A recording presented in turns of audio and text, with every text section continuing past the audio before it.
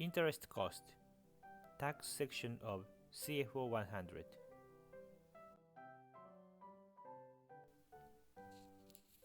In this lecture, you learn several topics about interest cost. The topics related to interest cost contain important issues CFOs need to directly take care of. The first topic is guarantee fee.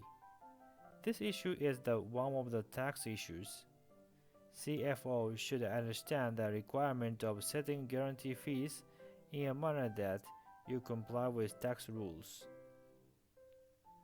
The guarantee fee is an internal transaction within a group, so it is a typical tax matter as a related party transaction. If you look at the picture on left side, it shows more clearly the relationship with the transaction. Simply speaking, the guarantee fee should be within the market standard range. It should not be extremely high and low.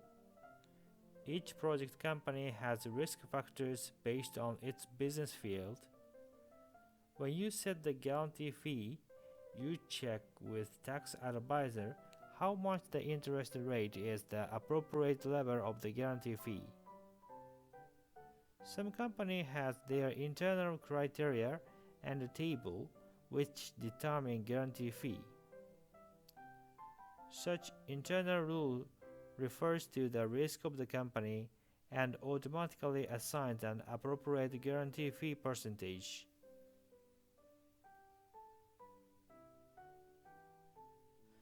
Such type of group level approach can reduce the cost of each study, and it is easy for CFO to convince the tax inspector if they point out a topic about guarantee fee. There is another case that you have to carefully handle. When you suggest a guarantee fee, your business partners, which have the other half of the share of JV, may deny the guarantee fee collection from the project company. In such a case, you should keep a written record of the discussion with the partner. This written record can explain reasonable background why you cannot receive the guarantee fee from the project company, though you are taking a guarantee for the borrowing by the entity. The guarantee fee is a very simple discussion point as one of the items which tax inspectors easily find as a non-compliance matter. That is why CFO should avoid challenges from them with the proper treatment. If your group have comprehensive guarantee fee guideline as a group basis, it is also beneficial to protect your position.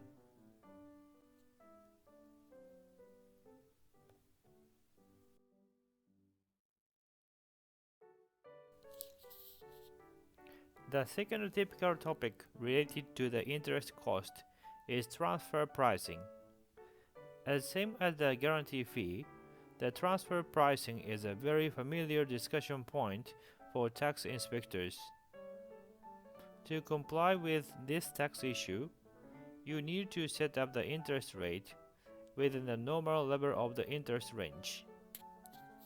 And you should prepare transfer pricing documents in your hand which explains the reasonability of the interest rate which is used for this related party transaction. By the analysis to prepare transfer pricing documents, you can understand the appropriate range of interest rates using several comparative transactions. If the level of interest rate has deviated from the market, the tax inspector easily finds it and asks you many questions. Why is tax inspector keen on TP issues? Using the picture on left side, let's understand once again the background. Frankly speaking, tax inspector wants to say that your company should recognize much interest income and pay more tax in their countries. This issue happens not only between the parent company and the subsidiary, but also happens between the subsidiary and the other subsidiary in the same group. The tax inspector in interest payer insists that the rate should be much lower because lower interest rate means much taxable income. On the other hand, the tax inspector in interest payee says that the rate should be much higher to recognize much taxable income. In developed countries, tax inspectors usually have prudent manner to challenge to the company. But the tax inspector in developing countries tend to take aggressive position. They sometimes challenge the interest rate even without their clear and reasonable explanation about why it is out of market range. The important point is that it is difficult to change the entire arrangement after structuring and establishing the companies. To avoid such a thing, from the designing stage, you study those related party transactions deeply, then you can set up the interest rate and determine the necessary share capital and cash for each entity to run the group financing.